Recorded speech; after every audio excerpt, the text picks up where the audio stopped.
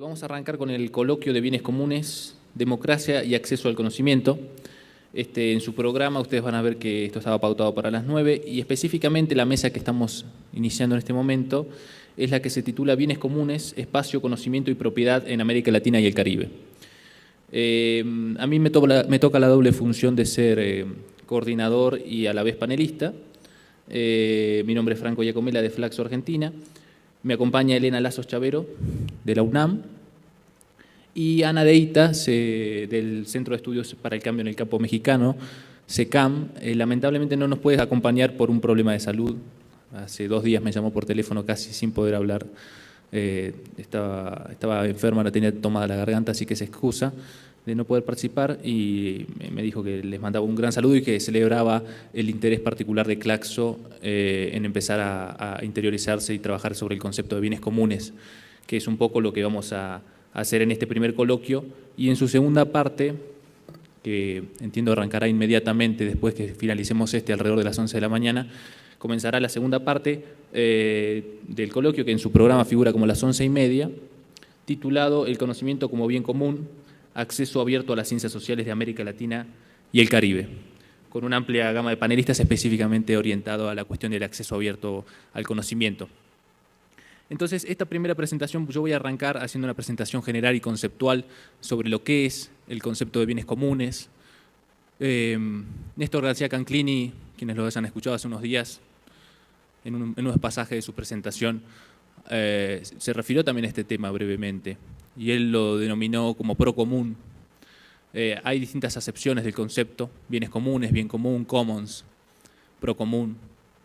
Y entonces en mi presentación, que ya mismo voy a comenzar, mi objetivo es presentar el paradigma de los bienes comunes desde una perspectiva amplia.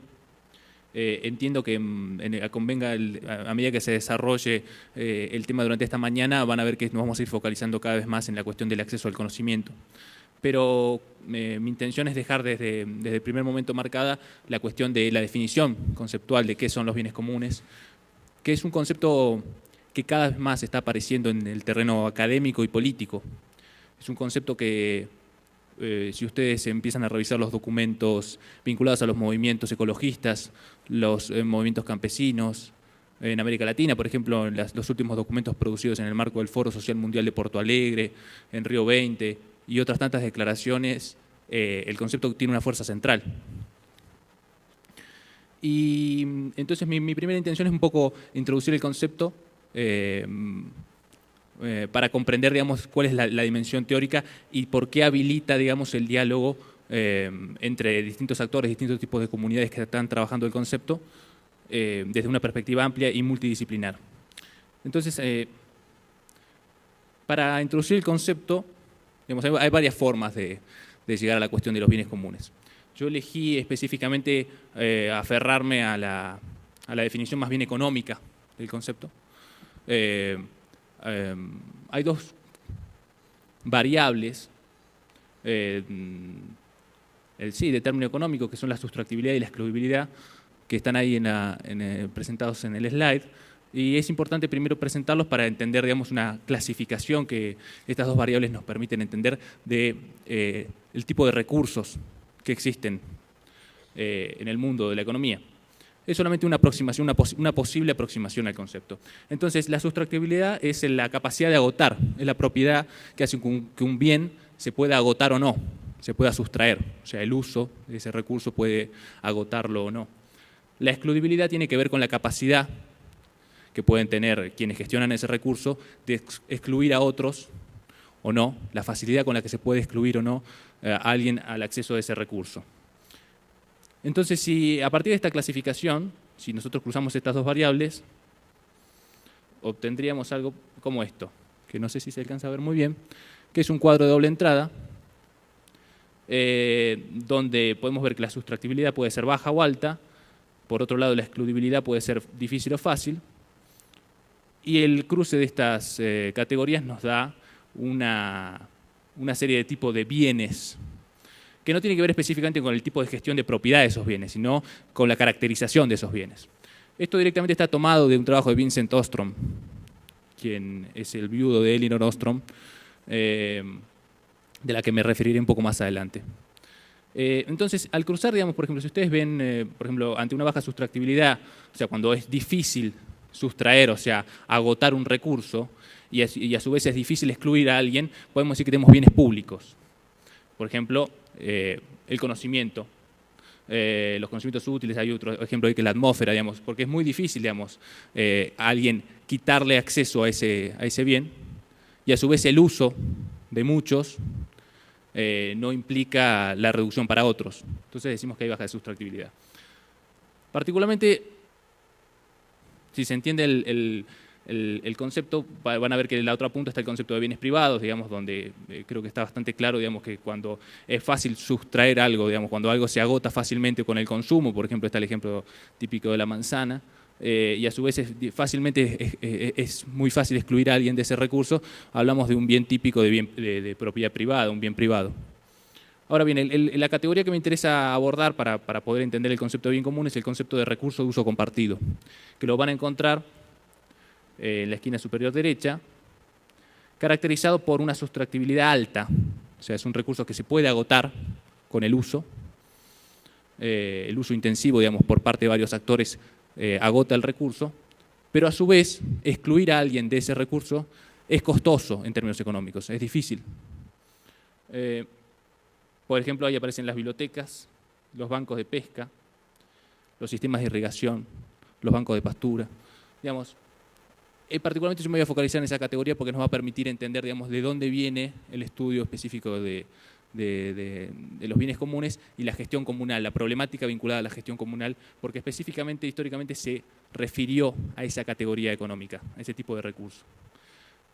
Entonces, focalizándonos en esta categoría, encontramos los recursos de uso compartido, que en inglés recibe el nombre de Common Pool Resources.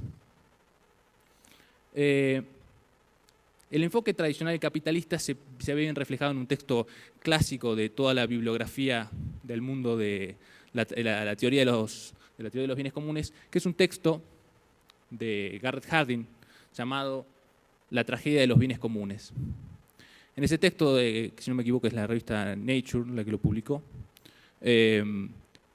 Hardin en un ensayo nos presenta, digamos, básicamente su tesis es que ante un recurso de uso compartido, los usuarios de ese recurso, actuando con una lógica de lo que podemos llamar homo economicus, van a buscar sacar el máximo provecho posible. Él en concreto, y con esa imagen intenté ilustrarlo, habla de un pastizal, donde los usuarios llevan a sus animales a pastar. Y según su lógica, una lógica incluso del hombre que persigue su beneficio personal, pondría la mayor cantidad de animales posible. Y si todos asumieran esa actitud, el recurso, obviamente, como es un recurso agotable, se depredaría, se agotaría, se arruinaría, y por eso él habla de la tragedia. Entonces él dice que todo bien comunal, o sea, un bien puesto en comunidad, un bien donde cualquiera puede acceder y usarlo, indefectiblemente va a conducir a su destrucción. Y él particularmente recomienda o señala que este final inevitable para el recurso nos lleva a que la única manera de poder gestionar un recurso es a través de su privatización o de su estatización, o sea, de un control externo por parte de una forma de gobierno externa a los propios usuarios que los controle y los sancione, o sea, una autoridad externa a los propios usuarios, o bien a la división de la tierra, en el caso del pastizal, que sería la gestión de la propiedad privada. Entonces, esto da origen, digamos, a la problemática de la gestión del recurso, que solamente nos da dos posibles alternativas, o bien la alternativa de lo privado, o bien la alternativa de lo estatal. Si bien, por ejemplo, el año que ahí toda la presentación está acompañada de algunas citas, porque me parece importante, digamos, poner los nombres de algunas de las referencias, sobre todo porque hay muchos autores que trabajan este tema de bienes comunes y me parece importante, teniendo en cuenta que en América Latina no hemos producido tanta bibliografía, me parece importante empezar a conocer quiénes son los autores. Entonces lo van a ver a lo largo de toda la presentación. Entonces, si bien el año de la publicación, van a ver que estamos en un periodo, digamos, entrando ya en la década de los 70, en un periodo, digamos, de de expansión del modelo neoliberal. Entonces, este tipo de justificación desde el plano científico funcionó como un mecanismo para invalidar teóricamente la gestión comunal y dejar solamente la posibilidad del mercado o la posibilidad del Estado. Al mismo tiempo venía trabajando una persona llamada Elinor Ostrom, que a través de su trabajo de varias décadas, un trabajo empírico desde una perspectiva económica, ella y su grupo de estudio en la Universidad de Indiana trabajó alrededor de estudiar la posibilidad de si existía la posibilidad fáctica de que si esto efectivamente pasaba, si cada vez que había una gestión comunal de un recurso, el recurso se destruía, y encontró que en muchos casos eso pasaba, pero también encontró que en muchos casos eso no pasaba, porque había una cuestión que Harding en su escrito dejó de lado, que es la posibilidad de que los propios actores de la comunidad dialoguen, y que efectivamente pasaba, dialogaban, establecían reglas, generaban mecanismos de sanción, mecanismos de control. Ellos mismos generaban lo que ella llama instituciones de acción colectiva, instituciones para autogobernar el recurso, prácticas de comunalización para sustentar ese recurso que tiene una directa relación con ellos. No es en ese sentido se diferencia mucho con la gestión, por ejemplo, estatal, que en líneas generales define políticas a la distancia, no como participantes del proceso productivo o el proceso de relación directa con el recurso. Entonces son los propios actores los que gobiernan el recurso como un bien común. Y en una obra que se llama El gobierno de los bienes comunes, que es como su obra más importante, donde ella tiene muchos trabajos, sin duda, digamos, esta cuestión queda clara. Para quienes les interese particularmente esa obra, les digo que se está vendiendo como pan caliente. Ya hay varios que la han intentado conseguir aquí mismo, en la librería de afuera, en la feria de afuera. Y hay una traducción que hizo la UNAM con Fondo de Cultura Económica y que salió en el 2011, que se consigue en español la obra. El libro originalmente fue publicado en el año 1990. Espero yo que tener algún tipo de comisión, algún tipo de beneficio por este tipo de publicidad, ¿no?, que estoy haciendo. El trabajo de Elinor Ostrom fue fundamental, digamos, ganó mucha centralidad el concepto de bienes comunes, sobre todo a partir de que el año 2009 Elinor Ostrom se convirtió en la primera mujer en ganar el Premio Nobel de Economía por su trabajo sobre esta cuestión. En cierta forma esto explica el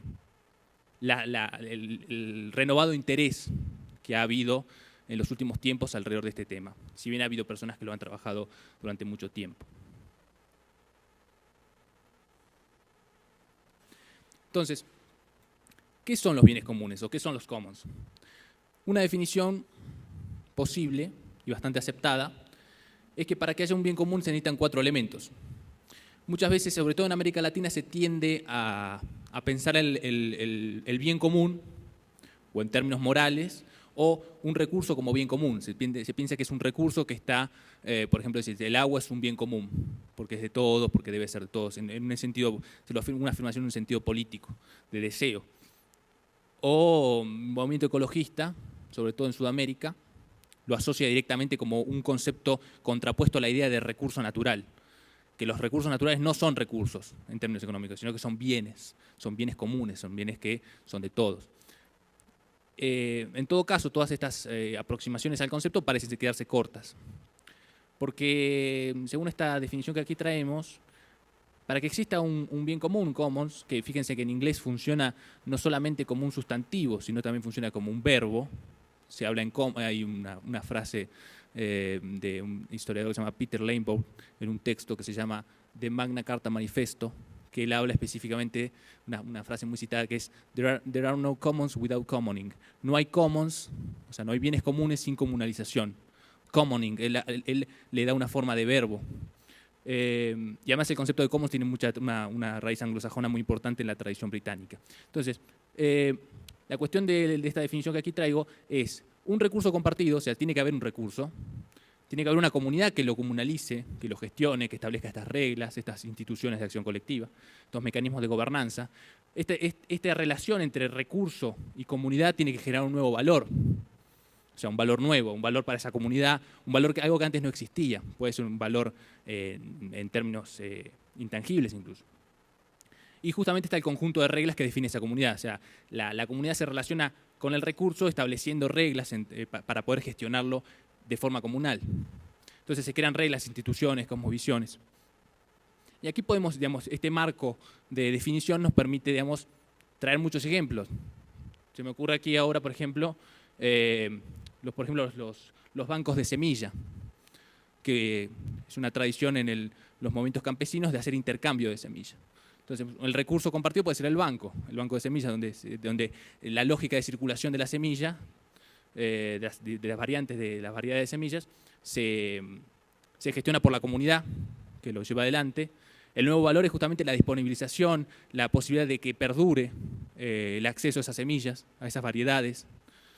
Y justamente estas comunidades establecen reglas, métodos para poder hacerlo, digamos, con qué frecuencia se hace, cómo se preservan las variedades, etc. Y todo eso son mecanismos de gobierno que establecen ellos mismos. No es que viene una agencia de un gobierno y les dice cómo lo tienen que hacer. De hecho, casi todo lo contrario. Los poderes del mercado y de los agronegocios, etcétera, tratan de prohibir este tipo de prácticas. Incluso hay países donde el marco regulatorio está prohibiendo, digamos, la circulación a gran escala, digamos, de semillas de esta forma, el mercado informal, se le podría llamar.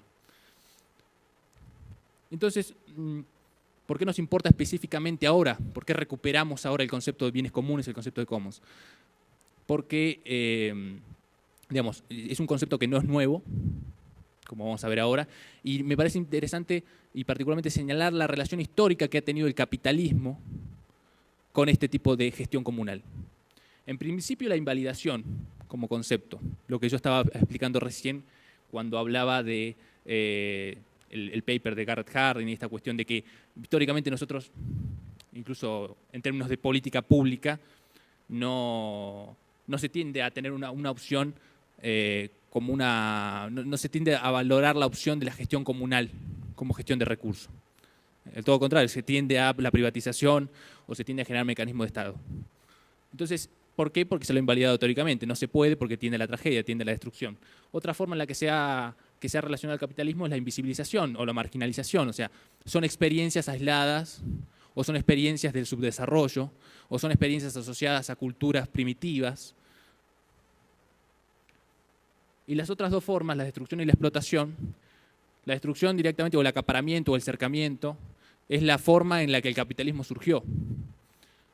El capitalismo nació destruyendo los bienes comunes, acaparándolos, cercándolos. Hay un concepto de Marx en su gran obra, El Capital, que habla específicamente del concepto de acumulación originaria.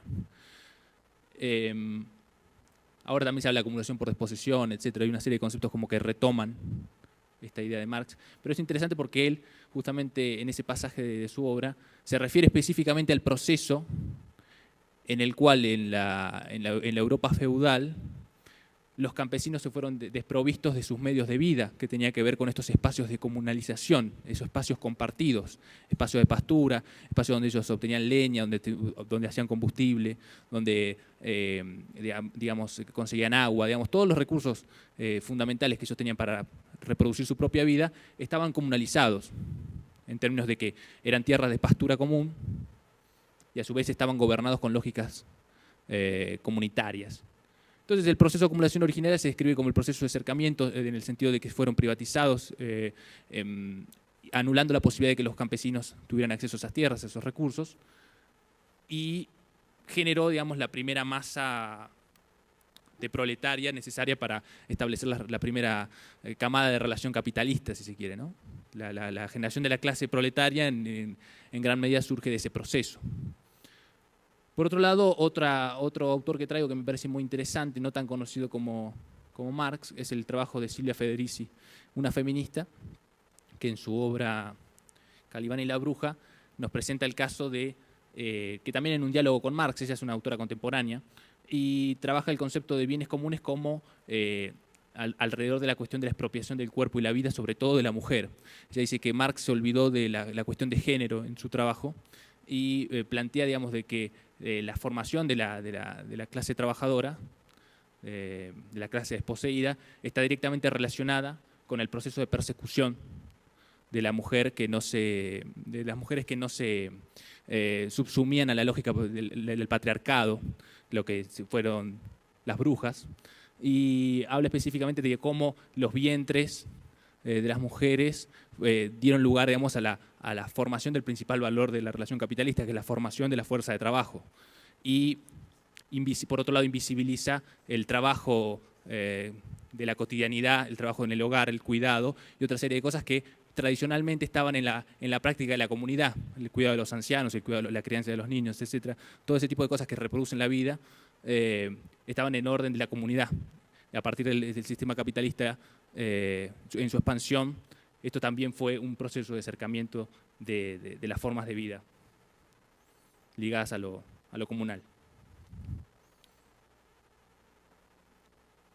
Entonces este proceso que, como ven, tiene varios años, digamos, de esta relación destructiva entre capitalismo y bienes comunes, se extiende hasta nuestros días, no es un proceso acabado. Hoy en día, y por eso reaparece la figura de bienes comunes hoy en día, estamos ante un proceso de destrucción, de acercamiento de los bienes comunes en distintas dimensiones con un grado de complejidad diferente.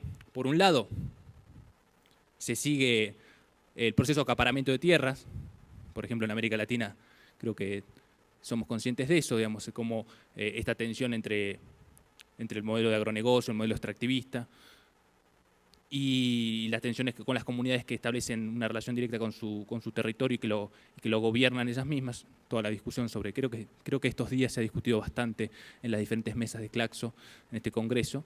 Y por otro lado, que es lo que voy a focalizarme en lo que sigue la presentación, es el segundo punto, la privatización de los intangibles, que no solamente es el conocimiento científico, o las formas de saberes, los saberes ancestrales, sino también estas otras relaciones, las relaciones humanas, que son, digamos, por ejemplo, entre paréntesis podríamos decir el caso de las relaciones humanas, las relaciones sociales explotadas a partir de las nuevas tecnologías de relación entre personas, las redes sociales, este tipo de dispositivos controlados por corporaciones que extraen valor a partir de la relación humana. Este proceso puede ser denominado, y fue denominado por un autor que se llama James Boyle, como el segundo acercamiento a los bienes comunes, hablando de un renovado avance del capitalismo por acaparar lo que había quedado afuera en el primer proceso y además ir por lo que no se puede tocar, por los intangibles. Y es justamente a ese aspecto al que quería llegar, la cuestión del conocimiento científico. Entonces, me focalizo específicamente en la cuestión del conocimiento científico, que tiene muchísimas aristas para verlo. Específicamente, uno puede, toda la literatura versada alrededor de la crítica a la propiedad intelectual nos sirve para aproximarnos a este tema. La forma en que, incluso la misma idea de propiedad intelectual, el mismo concepto que casi es un oxímoron, ¿no? La propiedad intelectual,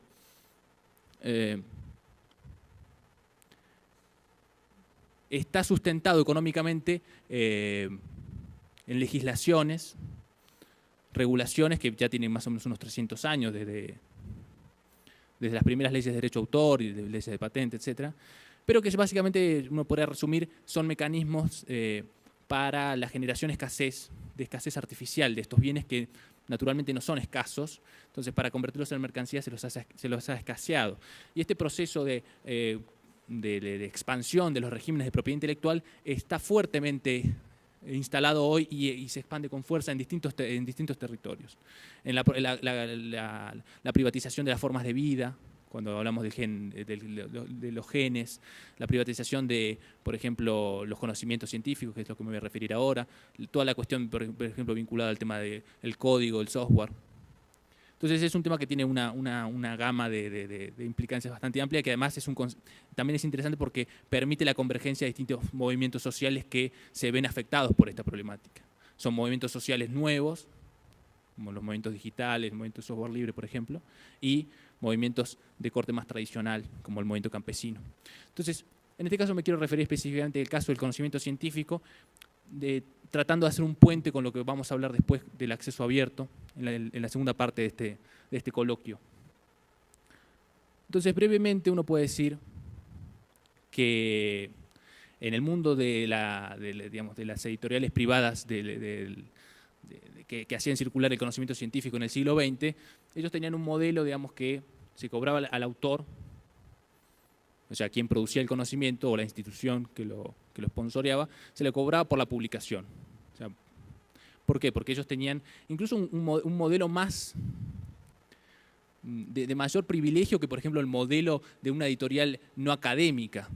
O si uno, por ejemplo, en este caso, por ejemplo, en el caso de las editoriales tradicionales de libros, el autor cobra algún tipo de royalty, o en teoría lo cobraría por la venta de los libros. O, por ejemplo, en el caso de la música. Después podemos discutir si eso es verdad o no. Pero, en teoría, digamos, firmando una cesión de derechos,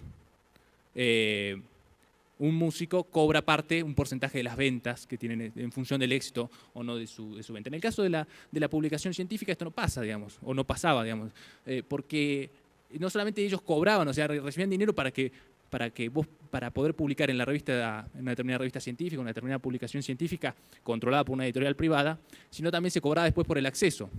Se cobraba por el ingreso de información y por la salida de información. Es un modelo casi de negocio perfecto. Lo único que tengo es, ¿por qué? ¿Por qué? Porque era un intermediario muy fuerte, una concentración de poder muy grande. Porque era un intermediario necesario en esos tiempos, porque no existían los medios digitales. Pero ¿qué pasa cuando se incorporan la digitalización y las redes informáticas? Este modelo, digamos, de pago por conocimiento, de pago por acceso al conocimiento y también de generación de escasez, se pone en crisis. Porque las propias instituciones académicas, que no son las instituciones del mercado, las comunidades académicas, se dan cuenta de que con las tecnologías digitales ellos ya no necesitan ese intermediario. Entonces pueden empezar a construir ellos mismos los mecanismos de distribución de conocimiento. Entonces ese recurso que antes estaba en manos privados, digamos, ellos pueden empezar a recuperarlo y a comunalizarlo, porque son una comunidad, las comunidades científicas. Ahora voy a referirme específicamente a ese proceso. Y también es interesante saber que en tiempos contemporáneos, en este mismo momento, el mismo concepto que nace de ese proceso de que las universidades y las comunidades académicas hacen surgir el concepto de acceso abierto a las publicaciones científicas, al conocimiento científico, en estos tiempos, digamos, está como vaciando de sentido el propio concepto a partir de digamos, lo que yo puse ahí como una reacción mercantilista donde reaparecen las editoriales privadas apropiándose del concepto de acceso abierto y vaciándolo de sentido. Pero volviendo a lo que me refería de las comunidades de acceso abierto, ¿por qué es una práctica comunal? ¿Por qué encontramos, digamos, tratando de hacer una relación con la primera parte de mi exposición, donde yo definí qué era un bien común, cómo eran los commons, qué características tenían? En principio, si uno recorre la bibliografía o los postulados políticos de los movimientos de acceso abierto, va a encontrar que hay un sentido en la ética, digamos. Ellos sostienen que el conocimiento es un bien común, y como tal pertenece a toda la humanidad, como tal no debe ser accesible a todos sin barreras. Es una idea política que claramente viene a contramano con el modelo hasta entonces vigente del mercado editorial científico. Su origen es de comunidad, no es una iniciativa de los estados, de los mecanismos de gobierno que dijeron, la verdad es que tenemos que hacer que toda la investigación financiada con fondos públicos tiene que ser pública. De hecho, esa es una reflexión o una serie de políticas que se ha llegado más o menos recientemente. En principio fueron las propias comunidades científicas con financiamiento de las propias universidades y casi por el propio deseo, digamos, sin una política, sin una política institucional, decir, bueno, hay que hacer acceso abierto, sino más bien por el deseo de individuos que se fueron conectando y construyendo toda esta concepción. De hecho, si uno va a la definición, al surgimiento de la definición de acceso abierto, que uno la puede rastrear quizás en la definición de Budapest, la Declaración de Budapest del año 2002, si no me equivoco, los firmantes son actores de la sociedad civil y instituciones académicas. Entonces, no son las empresas privadas, tampoco son los gobiernos del mundo, no es el mercado ni el Estado. Hay otro tercer sector ahí que se organiza, forma el concepto y empieza a generar toda una serie de dispositivos técnicos, legales, para poder llevar adelante su práctica. Desarrollan tecnologías, por ejemplo, el último punto que yo puse ahí. O sea, ¿Por qué es una práctica comunal? Porque sus dispositivos técnicos legales son comunales. Si ustedes miran, por ejemplo, el acceso abierto en gran parte está sustentado por dispositivos técnicos, o sea, desarrollos de software que son desarrollados de forma comunitaria, en la lógica del código abierto o el software libre. Ellos han definido protocolos, por ejemplo, protocolos de intercambio de información. Los que conocen el tema de acceso abierto sabrán que hay un protocolo que se llama OAI, que está definido de forma transparente, de forma, digamos, transparente en el sentido que es pública la información, no se subcontrató a una empresa para hacerlo, sino que fue la propia comunidad la que lo adoptó, la que lo desarrolló. En ese sentido, las mejoras que se hacen sobre estas tecnologías se deciden comunalmente. Bastante parecido a lo que pasa con Internet. Las lógicas, los protocolos que hacen funcionar Internet son transparentes en ese sentido. No es que cada gobierno del mundo tiene una agencia o un área que se dedica a eso, o hay una empresa que se dedica a diseñar los protocolos de Internet. Lo que hay es un gran consorcio de la sociedad civil y mecanismos de comunalización para construir todos esos dispositivos que hacen mover la red, la gran red de Internet. Y por otro lado, otro aspecto que lo hace también en términos de la teoría de Elinor Ostrom, una práctica comunal, es que se articulan como redes policéntricas. A diferencia de los modelos de las editoriales privadas, el modelo del acceso abierto promueve la creación de repositorios institucionales, la creación de una diversidad de actores. No es que quiere concentrar todo en un mega repositorio mundial de toda la producción científica del mundo, sino que lo que prioriza es generar, digamos, institucionalmente diversos actores, digamos, una red distribuida que se conectan sin necesidad, sin jerarquías, se cosechan entre ellos, o sea, se cosechan es un concepto muy de harvest, o sea, se replican información entre ellos a través de protocolos abiertos, o sea, comparten la información. Y en ese sentido, yo lo que digo es que es una red distribuida resiliente, en el sentido resiliente en ese concepto de la biología y de la psicología, de la capacidad de supervivencia de esta gran comunidad que es el acceso abierto.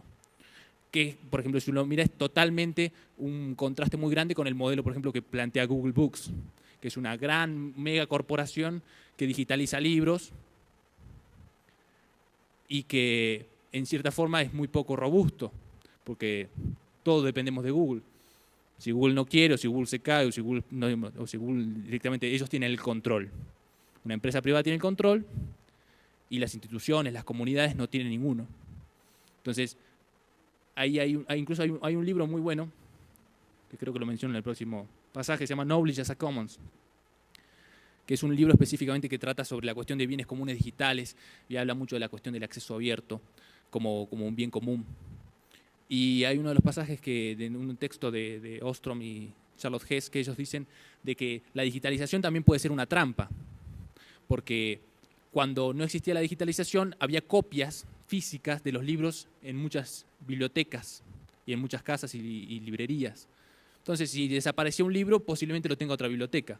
Pero en el modelo de redes concentradas digitalizadas, muchas universidades están cayendo en ese modelo de decir, bueno, no, nos suscribimos a Google Books o a estos mega repositorios y ya está, y nosotros nos olvidamos de mantener nuestra propia infraestructura. Pero eso es una trampa porque justamente hace menos robusto el acceso a la información. Por eso es importante ver que el bien comunal se basa en tener el poder por parte de los propios actores de la comunidad, no delegar el poder en otro. En ese sentido es ver que el acceso abierto no es solamente, está enmarcado dentro de la problemática de bienes comunes, no solamente porque en su ética dice es un bien común el conocimiento, sino porque en su diseño político, técnico-político, la arquitectura de la comunidad de acceso abierto está diseñada de tal forma de tener todos estos principios de gobernanza vinculados a lo comunal. Y ahí yo lo resumo. Los 4 elementos que yo antes había definido de qué es un bien común, lo traigo con el ejemplo de acceso abierto. ¿Cuál es el recurso compartido? Bueno, las producciones científicas, generalmente de universidades públicas, los distintos tipos de materiales que se archivan, los repositorios en sí mismos, que son gestionados por las comunidades, incluso con software libre. Bueno, los journals, etc. La comunidad, obviamente, bueno, la comunidad del acceso abierto, no todo el mundo académico está a favor del acceso abierto. Lo que digo es que son personas, son instituciones que bregan por este modelo, por esta idea política del acceso abierto. El nuevo valor es claro, digamos, ¿cuál es el nuevo valor? ¿Qué permite que este tipo de organizaciones comunales surjan? Y bueno, permite algo que no existía antes, que es el acceso gratuito, el acceso global, universal a la producción científica de la humanidad. y otra serie de valores como la robustez, etcétera, o sea, la posibilidad de poder acceder a la información desde distintas fuentes. Y eso es un valor en sí mismo que, si estas formas de organización comunal no existieran, no estarían ahí. Bueno, y después definen protocolos, tecnologías, todas esas son los mecanismos de reglas que define la comunidad del acceso abierto. Creo que todo esto que estoy comentando se va a expandir en la segunda parte del coloquio, cuando específicamente los compañeros que son especialistas en el tema de acceso abierto nos van a precisar cuestiones específicas de cuál es el impacto, cuál es el nivel de la importancia política y científica de expandir estos modelos. Pero hasta aquí yo lo que quise dar es cuenta de que la cuestión de los bienes comunes y el acceso abierto están directamente vinculadas, y el acceso abierto es un modelo de gestión comunal. Entonces, como para ir cerrando mi presentación y retomando, digamos, el enfoque general que quise mantener hasta aquí, digamos, de no focalizarme en un aspecto específico de los bienes comunes, ¿qué posibilidades, cuál es el potencial de por qué brego en trabajar en torno a la categoría conceptual de los bienes comunes? En principio, porque creo que es un concepto puente que nos permite articular los movimientos nuevos, los movimientos sociales nuevos, con los movimientos sociales territoriales tradicionales, que creo que es algo necesario. Creo que lo que está pasando en el mundo, en las movilizaciones recientes en distintos puntos de Estados Unidos, España, etcétera, han dado lugar, digamos, a una visibilización cada vez más clara de la necesidad de los movimientos territoriales para la transformación social de controlar la tecnología. Y en ese control de la tecnología aparece la esfera digital y aparece toda una crítica diciendo: no podemos cambiar el mundo usando las herramientas del amo. Hay un caso muy interesante, una red que se llama Lorea, que es una red desarrollada por España. Por España no. España no puede desarrollar nada ya ahora. Por las comunidades que comunalizan y que trabajan alrededor de bienes comunes para fortalecer los movimientos sociales de base. Y es muy interesante porque cómo influye en el diseño de la tecnología la propia práctica política. Ellos, por ejemplo, tienen un módulo de asamblea, entonces, y módulos de coordinación para cuando están desplegados sobre la calle, haciendo una manifestación. Y cómo esa misma tecnología está pensada para que se pueda replicar, hacer otros nodos en otras partes del mundo. En América del Sur ya hay nodos, en Chile hay nodos. Digamos, es muy interesante ese modelo de no concentrar el poder, sino distribuirlo. Creo que además el concepto nos permite recuperar las prácticas de comunalización en un contexto general de un capitalismo en crisis y una humanidad en crisis, ¿no? Por razones que conocemos, desde el calentamiento global hasta la crisis económica, digamos, donde no parece haber alternativas. Parece encontrar que estas comunidades que trabajan en los márgenes, casi de forma invisible, están creando valor, innovación y cuestiones que ponen el eje nuevamente en las personas, porque son las propias personas las que construyen este tipo de dispositivos, este tipo de instituciones colectivas, y no en la lógica, por ejemplo, del gobierno representativo, sino que bregan por una democracia directa. El último punto, que me parece que también es muy interesante, que es la posibilidad de empezar a trabajar de forma asociada conceptos que estaban disasociados, o territorios o disciplinas que estaban disasociadas, de lo académico, lo urbano, lo digital, lo rural, lo indígena. O sea, distintas formas de expresión y manifestación política, poder empezar a tejer un diálogo común, no solamente entre ellas, sino también entre otras latitudes del mundo que están trabajando alrededor del concepto de bienes comunes. Me parece que en ese sentido es una plataforma política poderosa para pensar no solamente en ellas mismas, sino en un paradigma global importante, una nueva narrativa, un nuevo lenguaje, que es lo que puse ahí para cerrar esta presentación. Yo creo que el concepto polivalente, como ven, es un concepto amplio en el sentido de dónde puede aparecer el concepto, habilita la construcción de un diálogo para la transformación social. Y además necesariamente implica la convergencia de actores. O sea, no se puede pensar en bienes comunes como una categoría aislada. Y además vemos que aparecen distintas disciplinas en distintos movimientos sociales de distinto corte y de distinto corte ideológico. Uno puede encontrar a Elinor Ostrom, que por otro lado falleció hace un par de meses. Me decía aquí la compañera que habían hecho un homenaje el miércoles a ella. Desde una perspectiva, ella trabajó en una perspectiva muy económica, hasta, por ejemplo, el movimiento autonomista italiano, de Antonio Negri y todos esos autores. Ellos trabajan alrededor de la categoría del bien común. Entonces digo, desde un abanico amplio de posiciones políticas, parece ser que se llega a la conclusión, o se llega políticamente a indicar la necesidad de darle poder a las personas, de que las personas generen mecanismos de gobierno, de que ellos sean los principales responsables de la reproducción de su vida, y que podremos pensar en bregar por estados, por gobiernos, si se quiere nacionales o plurinacionales, que en lugar de privatizar comunalicen, impulsen la comunalización como práctica, digamos, que la revaliden y que hagan brotar cada vez más este tipo de experiencias donde la comunalización es el eje y donde el poder está en la comunidad, como pasa en el caso que desarrollé con profundidad, el caso del acceso abierto. Por último, para cerrar, creo que necesitamos apropiarnos específicamente de nuestras latitudes. Desde América Latina me parece que hay un diálogo que se está gestando, yo hace varios años que vengo participando de él, y es necesario una perspectiva de América Latina porque tenemos especificidades muy ricas que aportarle, y por eso yo invito a la comunidad académica, a la comunidad, no solamente comunidad académica, sino comunidad activista, política activista, a apropiarse de este concepto, estudiarlo y usarlo como una plataforma política para generar vínculos. Bueno, eso es todo. Muchas gracias.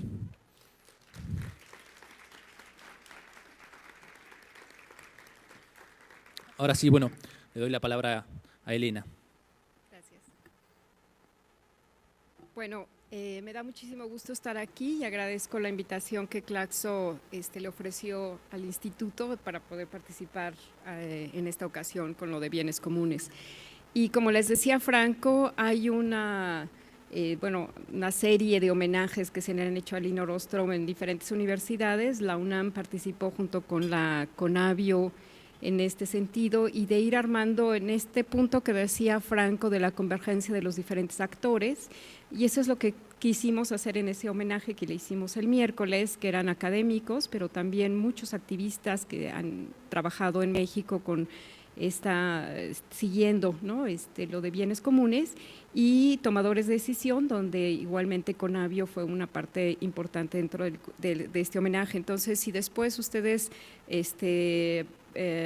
consultan la página web de Conavio, van a tener toda una serie de abiertas, ¿no?, todas las ponencias que hubieron y que tocaron los diferentes temas, ¿no? Y bueno, en este sentido, lo que Franco nos acaba de presentar es lo que se llama los New Commons, ¿no?, y en las cuales está toda esta discusión sobre el acceso abierto a conocimientos en general, y sobre todo también hay como diferentes ramas de estos New Commons, ¿no? Los recursos genéticos es otro New Common, en donde lo podemos llamar como New Common, qué tipo de reglas es en el acceso a los New Commons y qué tipo de problemáticas políticas es para su acceso, ¿no? Sin embargo, yo ahorita, bueno, yo me dedico más a eso, o sea, a todos los recursos genéticos, pero lo que quise presentar en esta ocasión era ver cuáles son los retos, ¿no?, que nos toman seguir estas líneas de los New Commons frente a los cambios, ¿no?, de una gran transformación rural en América Latina, en particular en México, del caso que voy a hablar. Sin embargo, como decía Franco, todos los procesos que les llamamos en inglés land grabbing o despojos territoriales que están habiendo en América Latina, nos hace reflexionar sobre otro tipo de procesos que deberían de ser conforme no solamente a problemas de conservación, sino mismos de soberanía territorial, soberanía alimentaria, en las cuales están encaminados una gran cantidad de movimientos ¿no?, de lucha por la defensa de sus territorios, pero que seguimos viendo, ¿no?, que hay este despojo o esta acumulación por desposesión, como decía Franco citando a Harvey, pero en las cuales nos hacen pensar, ¿no?, sobre todos los modelos que hemos seguido. Y en particular esta plática se basó mucho en la reflexión sobre estamos frente también a una crisis ambiental fuerte y que hemos seguido un modelo de conservación a través de áreas naturales protegidas, ¿no?, en todo el mundo. Si vemos el crecimiento exponencial desde, ¿no?, Río, desde el 92, desde el 95, este crecimiento ha sido impresionante, y sin embargo después de 20 años lo que vemos es una crítica a ese camino, es decir, hemos estado circulando o cercando áreas naturales protegidas, en México igual, o sea, estamos en los mismos porcentajes que a niveles internacionales, ¿no? Más o menos el 12, 13, 14% del territorio nacional en áreas naturales protegidas, y esto no significa, ¿no?, que hayamos avanzado en procesos de conservación y de una apertura de esos recursos comunes a las poblaciones locales. Es decir, por una parte seguimos teniendo los altos índices de deterioro ambiental y por otra parte la expulsión de la población rural de sus comunidades por miles de causas, ¿no?, que ya se han discutido mucho en este coloquio, pero en las cuales entonces lo que vemos es que tendríamos que repensar ese modelo de áreas naturales protegidas y entonces acercarnos, ¿no?, a otro tipo de modelos que se han estado planteando en el mundo y en las cuales ha tenido como muy poco apoyo tanto financiero como apoyo político, ¿no? Y entonces lo que yo voy a hacer es tratar de hacer esta reflexión de decir, hay otros caminos, ¿no?, en los cuales se podrían fortalecer las propias comunidades y no solamente el abrir que las áreas naturales protegidas tengan en sus estatutos, ¿no?, en el papel que haya una participación local de las comunidades. Sin embargo, esto cada quien, ¿no?, lo toma como una participación que puede ser desde solamente los pobladores vienen y se informan de lo que se va a hacer en el área natural protegida y que realmente no se están construyendo procesos en los cuales los pobladores locales tomen las decisiones con respecto a su futuro socioambiental. Entonces, aquí en la costa de Jalisco, voy a decir la siguiente, por favor. En la costa de Jalisco lo que vamos a tener es estos procesos de la desposesión o del despojo territorial que nos plantean entonces comunidades muy débiles o muy ultrajadas, ¿no?, que han sido y por lo tanto entonces nos plantea retos fuertes. Ahora, yo solamente voy a retomar aquí algunos puntos porque Franco ya nos hizo precisamente todo un panorama sobre lo de los bienes comunes. Yo solamente aquí voy a retomar ¿por qué la cuestión de los bienes comunes, ¿no? ¿Qué es lo que se estaba planteando teóricamente que hace que Elinor Ostrom y todo su equipo de trabajo estén proponiendo otras, ¿no?, alternativas? Por un lado, bueno, estaba lo de la tragedia de los comunes, que ya se habló de Garrett Hardin, pero también estaba muy fuerte, ¿no?, esta cuestión del dilema del prisionero propuesto por Olson, donde se planteaba que no hay un interés de una cooperación o de que los individuos todos son intrínsecamente egoístas, pero igualmente lo que se planteaba a niveles, ¿no?, siempre internacionales es en términos de los bienes y derechos de propiedad y en esta dinámica, ¿no?, que muy bien nos explicó Franco de exclusión y de sustracción y en las cuales entonces se planteaba los únicos caminos como bienes privados o bienes públicos, ¿no? Y entonces es ahí la gran aportación de todo el grupo de Elinor Ostrom de decir hay bienes de peaje, pero también hay bienes de uso común, ¿no?, además de los bienes de club que Buchanan, ¿no?, nos habla mucho y también hay toda otra polémica sobre eso, pero en las cuales entonces lo que es importante de resaltar aquí es que hay otras alternativas que en esos, ¿no?, dos, digamos, extremos, bienes públicos y bienes privados existen, ¿no? Y luego igualmente lo que se estaba discutiendo con la teoría de Ostrom es responder a la teoría de elección racional de Becker, ¿no?, donde todo individuo lo decide de una manera racional. Ahora, la gran pregunta es a niveles rurales, ¿no?, y a niveles socioambientales que nos interesa contestar es ¿qué hace que la gente coopere?, ¿no? Y entonces lo que planteaba Ostrom es, bueno, estos niveles de confianza, estos niveles de cuestiones de reputación y de reciprocidad para lograr acciones colectivas, ¿no? Y en estos hay una gran cantidad de estudios que se han hecho y en las cuales hay algunos, ¿no?, de los atributos importantes que afectan esta cooperación, desde cuestiones de comunicación, desde todos los retornos marginales per cápita, que la entrada y salida, ¿no?, de esa comunalidad sea fácil, que haya horizontes a largo plazo y no que todo se haga a corto plazo y donde sea un sistema claro, ¿no?, de sanciones con resultados. Ahora, dentro de esto, ¿no?, hubo una gran cantidad de literatura sobre tipo de reglas formales y no formales, ¿no? Aquí hay solamente algunas de las citadas, pero en las cuales lo que nos interesa para cuestiones socioambientales es pues las reglas de linderos, ¿no?, de la posición tomada por los actores, de por qué se elige uno u otra regla o institución a seguir, las reglas de alcance, de agregación, ¿no?, y qué beneficios y costos estén realmente establecidos por las propias comunidades, ¿no? Ahora, dentro de toda esta literatura, claro que tenemos que tener como la base, ¿no?, de entender la gobernanza ambiental. Es decir, bueno, ha habido múltiples discusiones e interpretaciones sobre la gobernanza ambiental. Aquí solamente voy a citar la propuesta de Ostrom en estos sentidos de que son, ¿no?, estas interacciones entre instituciones, pero también son procesos y tradiciones, sobre todo de cómo se ejerce el poder, cómo se toman esas decisiones en términos, ¿no?, de lo socioambiental, y donde los conocimientos científicos o los conocimientos locales van a jugar un papel importante, pero en las cuales se ha deslegado o se ha realmente marginalizado todo el papel de los conocimientos locales, o solamente se ha tomado como, ¿no?, una lista de conocimientos etnobotánicos y que solamente quedan allí y no quedan como realmente indicadores que pudieran ser para determinar cuestiones de conservación, ¿no? Aquí solamente quiero citar este famoso trabajo de lo del caribú, ¿no?, donde trabaja Berkes Fikret, que también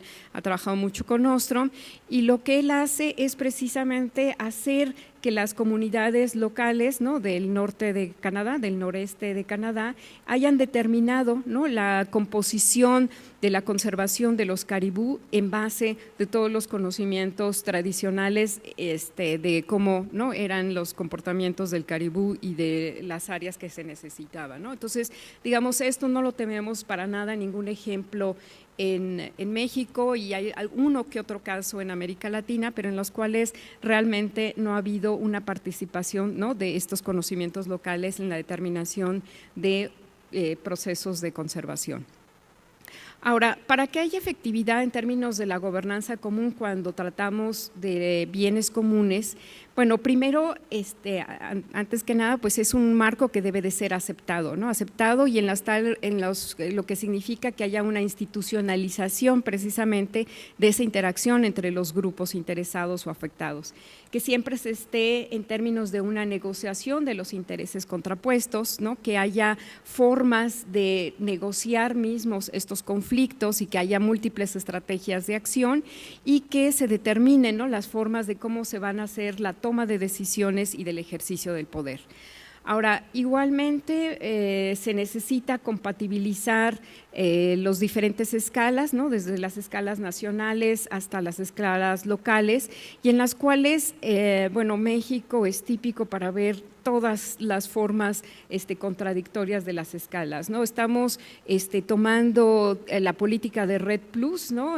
Ya hay ejemplos en Chiapas y en Oaxaca, ahora lo quieren hacer en Jalisco, y donde hay contradicciones fuertes a niveles locales, porque ni tan siquiera las comunidades han sido informadas, donde no toman realmente la historia de la comunidad ni los procesos de conflictos o desde los linderos hasta los conflictos, ¿no?, socioambientales más importantes para las comunidades. Entonces, en este sentido, para realmente tener una efectividad, tendríamos que comenzar con esta compatibilización entre las diferentes escalas. Y luego, ¿no?, ver que haya no solamente una eficiencia en términos de la conservación, sino en términos de la justicia social y de la realmente legitimidad de la forma de gobernanza. Ahora, lo que se ha hecho en múltiples estudios de recursos de uso común, pues es ver todas las constelaciones de actores, ¿no? Lo que siempre planteaba Ostrom era empezar como con grupos pequeños, ¿no?, más o menos homogéneos, pero en los cuales se vio que después, ¿no?, cuando estamos trabajando en las comunidades rurales, precisamente tenemos que tener en cuenta que son comunidades altamente heterogéneas, ¿no?, no solamente en términos de la las actividades productivas o en las actividades, ¿no?, económicas, sino que también hay diferentes instituciones supranacionales que intervienen, todas las formas o expresiones institucionales gubernamentales que también intervienen en las comunidades, todas las ONGs internacionales y nacionales, y también cada vez más la presencia, ¿no?, de capital privado, ya sean las minas, ya sea las formas ecoturísticas o turísticas a gran escala, ¿no?, que nos están hablando de inversiones privadas, pero también, ¿no?, en las plantaciones, en tipos de formas de apropiación de las tierras, ¿no? Y después, pues la gran cantidad y la gama de actores externos que, si bien no están vinculados directamente con la región, sin embargo, ejercen presión sobre las tierras o sobre los territorios en particular que estemos trabajando, ¿no? Y ahora, esto tenemos que tener siempre en mente, que fluctúan, ¿no?, en el tiempo, pero que también sobre todo fluctúan en términos de sus recursos de poder, sus campos de acción y sus prioridades políticas, ¿no? Y esto a veces se nos olvida y pensamos que trabajar con las comunidades locales significa lo mismo hace 15 años que actualmente, y por supuesto que hay cambios muy fuertes en términos de las relaciones de poder y de las prioridades políticas. Ahora, uno de los grandes retos para trabajar y sobre todo viendo las instituciones posibles que se puedan constituir y las reglas en términos del acceso y del uso de los recursos de todo tipo, ¿no?, y en particular de los socioecosistemas, lo que vemos es que hay altos grados de vulnerabilidad, ¿no?, que nos pueden llevar, pues, no solamente a un desastre social o un desastre ambiental, estamos hablando, ¿no?, de desastres tipos hambrunas, o estamos hablando de desastres de caos socioambientales, y en las cuales tendríamos que tener en cuenta todos estos grados de vulnerabilidad que se expresan a través, ¿no?, de cuestiones de género, de grupos étnicos, de edad, ¿no? Tenemos problemas muy fuertes en México en términos de un envejecimiento del medio rural y de la poco acceso que pueden tener los jóvenes, no solamente hacia las tierras, sino a la toma de decisiones en sus propias comunidades, que los lleva en enfrentamientos muy fuertes, ¿no? El caso más dramático ha sido en la zona Lacandona, en Chiapas, ¿no?, donde precisamente todos los jóvenes están marginalizados de todas las tomas de decisiones de sus propias comunidades, ¿no? Pero igualmente, ¿no?, todos los programas de asistencialismo social que nos vienen a quebrar formas internas de una comunalidad y que pueden provocar enfrentamientos caciquiles mucho más fuertes. Y esto, ¿no?, cómo puede llegarse a construir capacidades, que es lo que nos interesaría para, ¿no?, lograr acciones colectivas a largo plazo, ¿no?, y que no solamente esas capacidades fueran a niveles individuales, sino que se fueran creando estas redes entre las propias comunidades y a niveles institucionales para realmente enfrentar y no llegar a un desastre. Ahora, hay aspectos faltantes, digamos, cuando trabajamos lo de bienes comunes, y en las cuales todo el grupo y todos los seguidores de Ostrom han puntualizado, ¿no? Primero, a veces se nos olvida que la historia agraria, ¿no?, va a estar determinando este acceso a los recursos ambientales, dígase bosques, dígase agua, dígase ¿no?, recursos genéticos.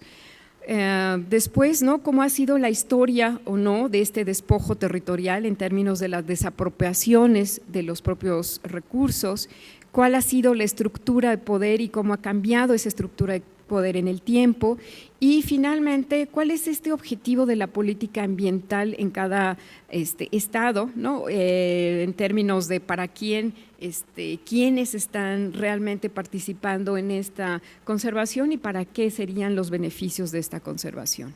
Entonces, solamente para traer como ejemplo, en la costa sur de Jalisco se encuentra al oeste en México, en la costa del Pacífico, y en las cuales en la costa sur de Jalisco tenían una historia interesante porque ha sido como olvidada, digamos, por parte de los historiadores, porque no era como atractiva, por los antropólogos también, porque no están los grupos étnicos clásicos, ¿no? Sin embargo, claro, fue una zona indígena muy poco poblada y en las cuales la historia colonial lo que va a hacer es una ruptura de estas sociedades indígenas y que lo que va a ser como los impactos más importantes en la región en épocas coloniales, bueno, va a ser,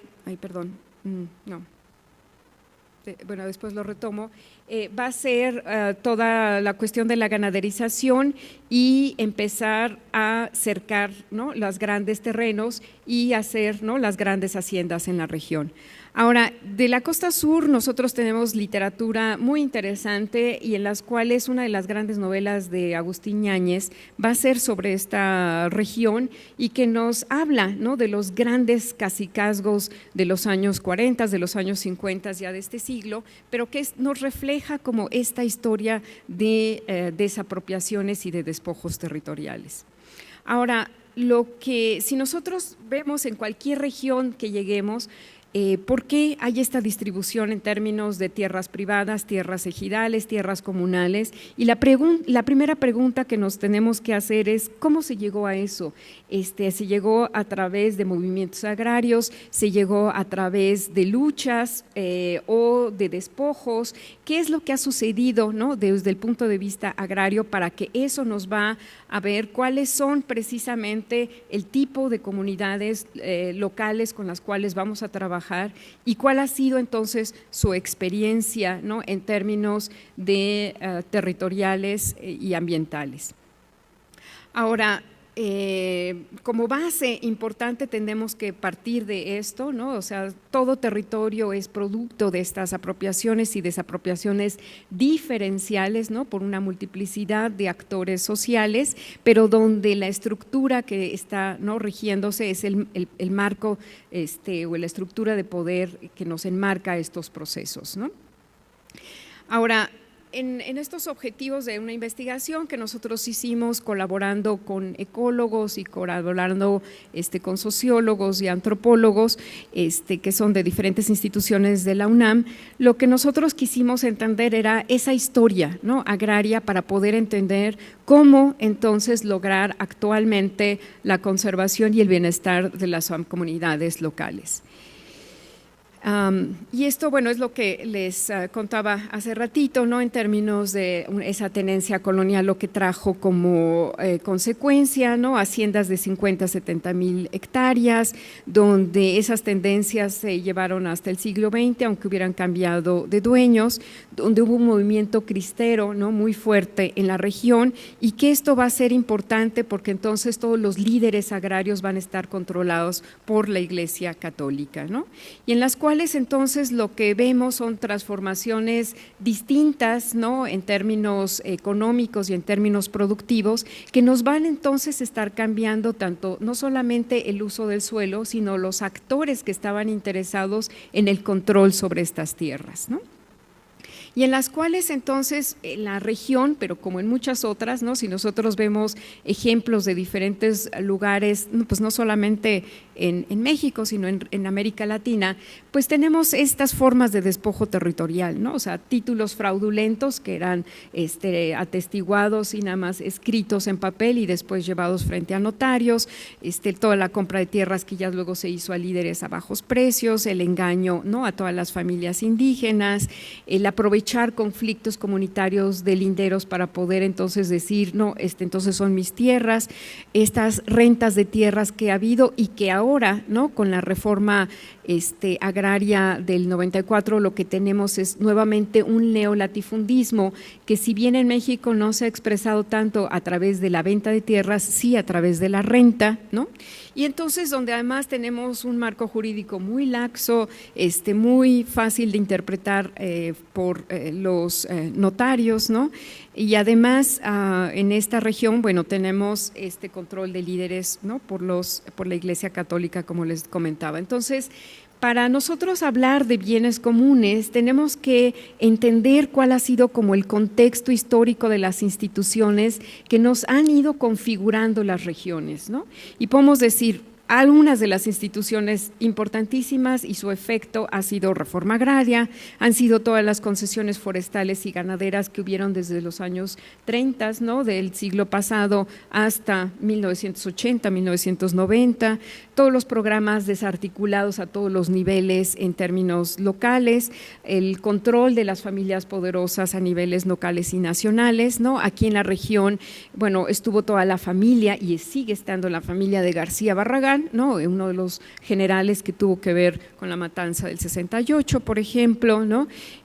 Movimientos agraristas muy, muy heterogéneos, desde privados que luchaban por la tierra, pero que eran realmente propietarios privados y no en términos de sectores sociales, ¿no? Y después en esta región tenemos estas comunidades indígenas desaparecidas, pero que ahora resurgen con nuevas demandas políticas, ¿no?, después de todo el levantamiento zapatista, y en las cuales entonces tienen las nuevas demandas de indígenas, ¿no?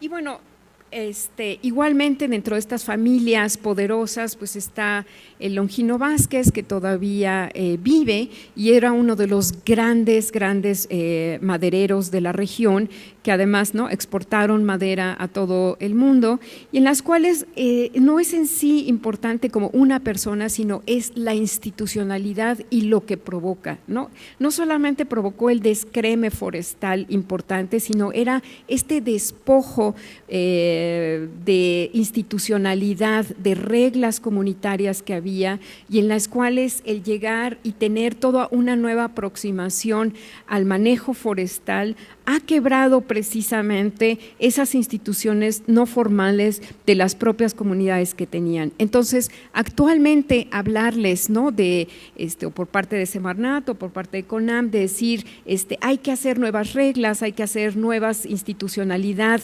para el acceso y para el uso forestal. Bueno, tenemos que tener en cuenta todos estos efectos que hubo y lo que provocó socialmente en esa desapropiación del propio territorio, ¿no? Y entonces, en el cual entonces lo que tenemos un recurso común, pero donde lo que decía Franco en términos de cómo lo definimos, bueno, ¿dónde está la comunalidad?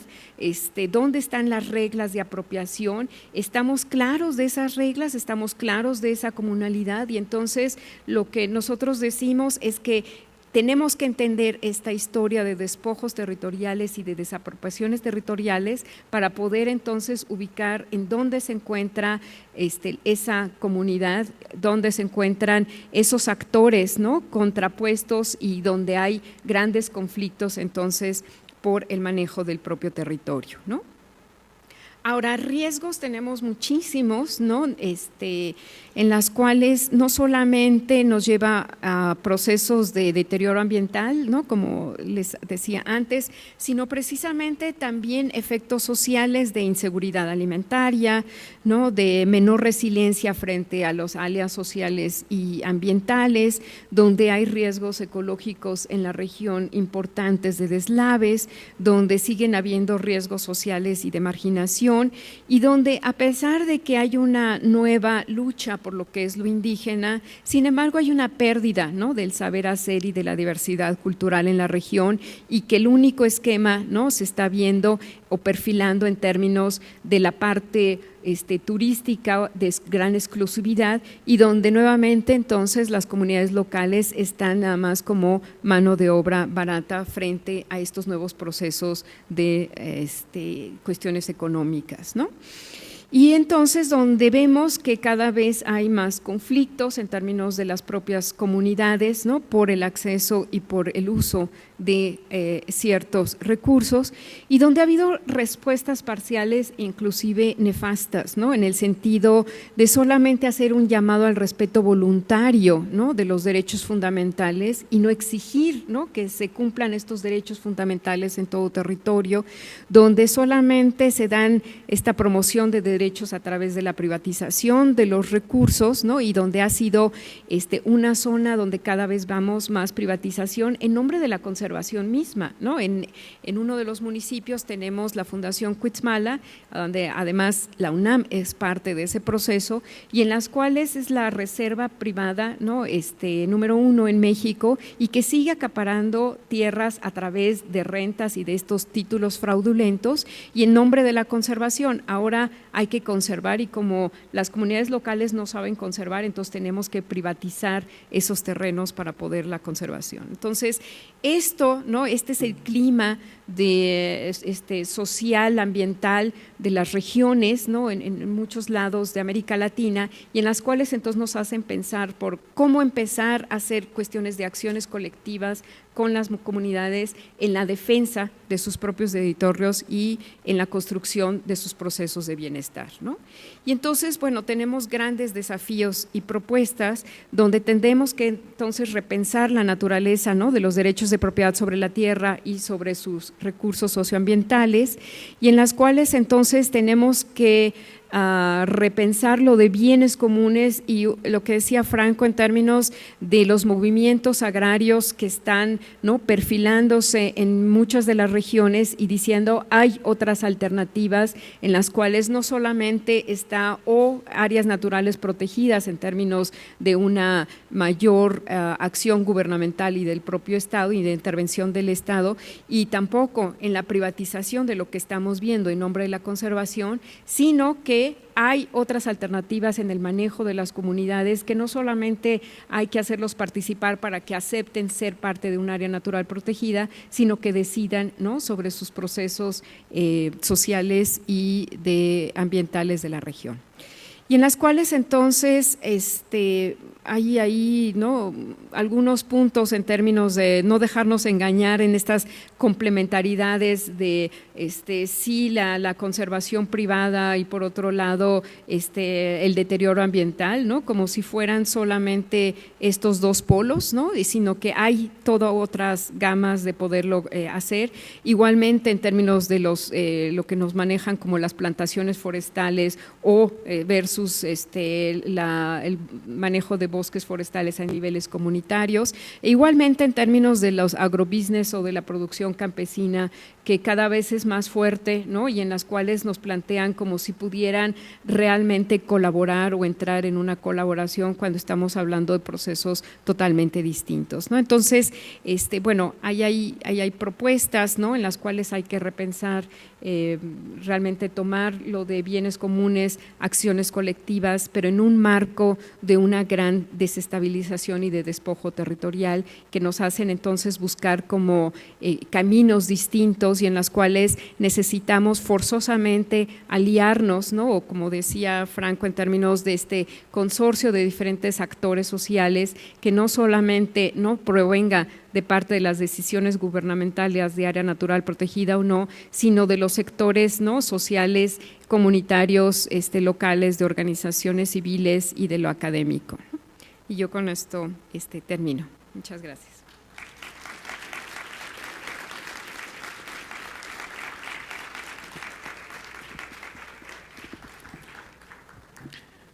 Bueno, siento que tenemos algo de tiempo, quizás podemos hacer, si tienen una ronda de preguntas o comentarios, y después pasamos directamente a la otra mesa también sobre el tema de bienes comunes. No sé si hay alguna pregunta o algún comentario. Sí, aquí hay 1, 2. No sé si tenemos un micrófono. Ahí viene el micrófono. No, ahí viene el micrófono. Un segundo, así lo escuchan todos. Mi nombre es Carlos Mayans y soy de Sociología de la UNAM. La pregunta sería de Elinor Ostrom, el gobierno de los bienes comunes. ¿Habrá otro libro publicado en castellano? Sería esa la pregunta. Y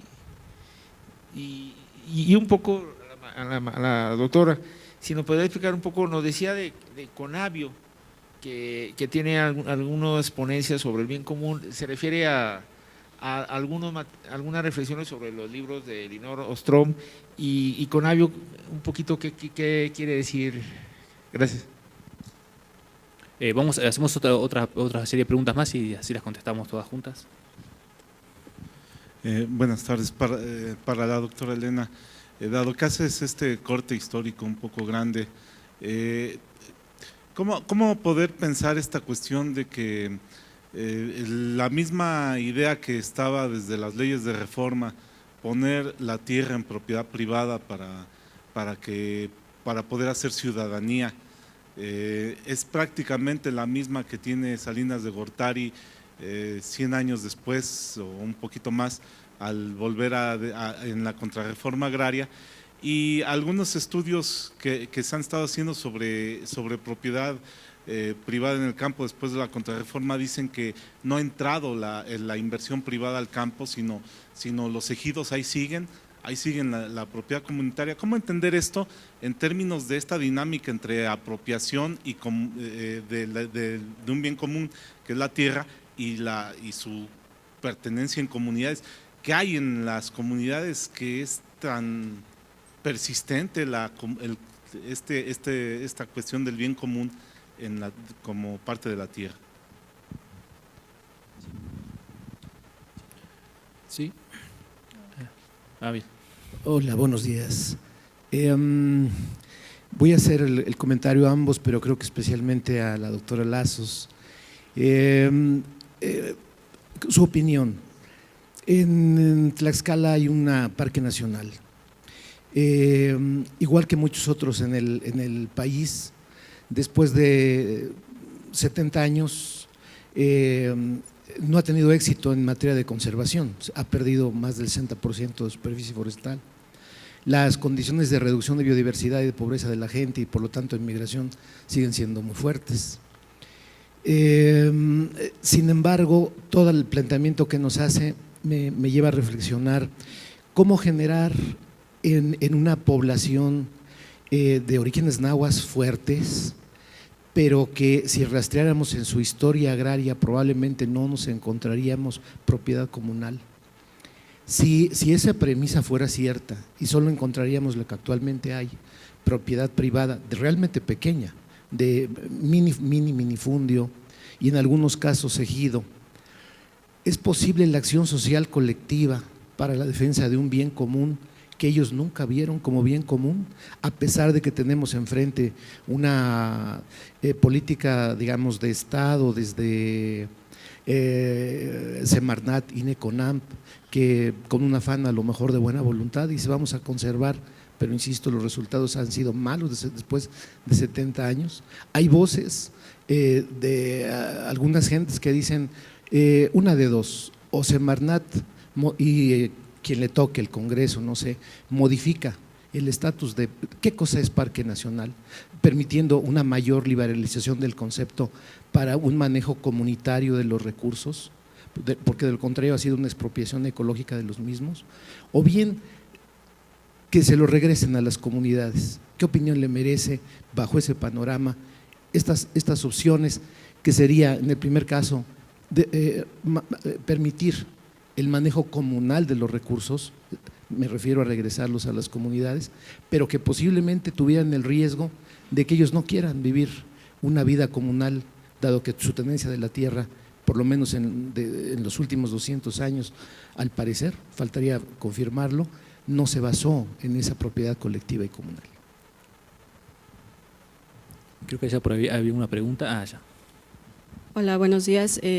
Mis felicitaciones a los expositores por las presentaciones que hicieron. Me parece que nos arrojan bastante luz sobre estas cuestiones de los bienes comunes y cuál es la dinámica que está funcionando en la realidad en torno a la disputa por esos bienes comunes. Está claro que hay una disputa capitalista y estatal también, ¿no?, por el acceso y el monopolio a estos recursos, o más bien a estos bienes. Mi pregunta es para la doctora Elena, en el sentido de que cuál es desde su experiencia o desde su observación en la academia, en la investigación en la UNAM, ¿cuál es su observación respecto a cuál es el papel que está cubriendo o que está cumpliendo las universidades públicas en este proceso de privatización o de monopolio sobre el acceso a los bienes comunes? Lo pregunto porque, bueno, en el caso de las áreas naturales protegidas, ¿no?, me parece que va de alguna manera encaminado a esto. La pregunta clave es conservar para qué y para quién, ¿no?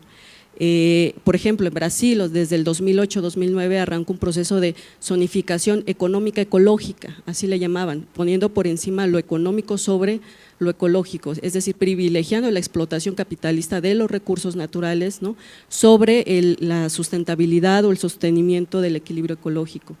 En ese sentido, me parece que no solamente en este proceso, bueno, en el que participaba como principal actor la Universidad Federal de Río de Janeiro, que es una de las más importantes de Brasil, ¿no?, sin embargo no era la única, estaban participando bastantes otras universidades.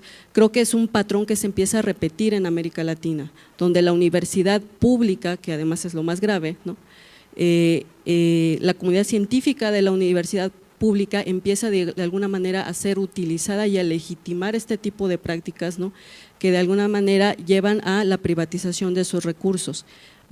Ayer, por ejemplo, el maestro John Sachs Fernández me comentaba que en la UNAM ya aceptó financiamiento y para proyectos de investigación por parte de ExxonMobil, ¿no?, en México.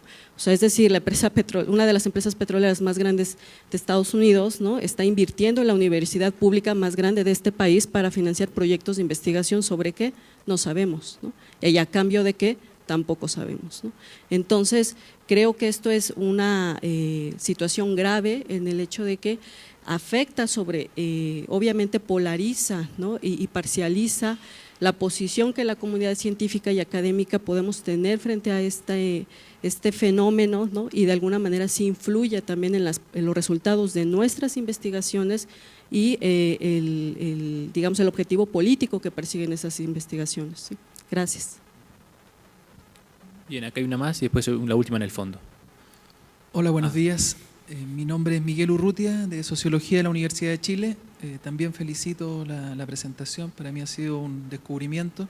En realidad lo que voy a hacer es poner en común un diálogo que ya habíamos iniciado con Franco y por lo tanto dirigir a él concretamente la pregunta que quiero hacer, que en todo caso se ha modificado a partir sobre todo de las dos últimas intervenciones que he escuchado y que me han hecho recordar una frase de un sociólogo para nada latinoamericano, ¿cierto?, que es Luhmann, quien ha dicho que lo que tenemos más cerca de estar puesto en común en estos momentos es la muerte. Tenemos la posibilidad por primera vez en la historia de la humanidad de darnos una muerte en común. Es una especie de exacerbación del leviatán, ¿eh? Porque efectivamente podemos, por primera vez, tenemos las herramientas tecnológicas para morir todos juntos de una sola vez. Y ante eso, lo que se releva es la posibilidad contraria, y esto por supuesto no lo dice Luhmann, que es sistémico, la posibilidad contraria es la de una vida en común. Y desde ese punto de vista a mí me parece que esta propuesta no se puede medir por formas de propiedad alternativas, sino por un imperativo que tenemos como especie de producir esta vida en común frente a esa posibilidad de la muerte en común. Por eso yo quiero dirigirle la pregunta a Franco en términos de las urgencias políticas que hay detrás de esto. Hay muchas cuestiones que se expresaron en ambas presentaciones como riesgos. Yo vengo de un país donde el proceso de desertificación no es un riesgo, es real. O sea, estamos hoy día con un déficit hídrico sumamente importante en la ciudad capital donde yo vivo, en Santiago de Chile. Padecemos una sequía dramática, mientras más hacia el norte de Chile nos vamos, es más dramática esa sequía. Solamente se salvan algunas regiones del sur del país y por lo tanto esa posibilidad de muerte en común, como hablaba recién, es vigente, es real. Y las urgencias políticas que están asociadas a esto son muy grandes. Yo lo vinculo entonces con la última parte que planteó Franco, ¿cierto?, de articulación, cómo este concepto, pero que desde mi punto de vista no es solo concepto, sino que son un conjunto de prácticas que, claro, también tienen que ser nombradas de alguna manera. Y puede que no sea en América Latina el único nombre que tengan, ¿no es verdad? Este conjunto de prácticas de comunalización se articulan políticamente y desde mi punto de vista producen un efecto al menos de poder popular, que es lo que yo te comentaba en nuestras conversaciones anteriores, porque somos compañeros de cuarto asignados por la buena gracia de Claxo en este caso.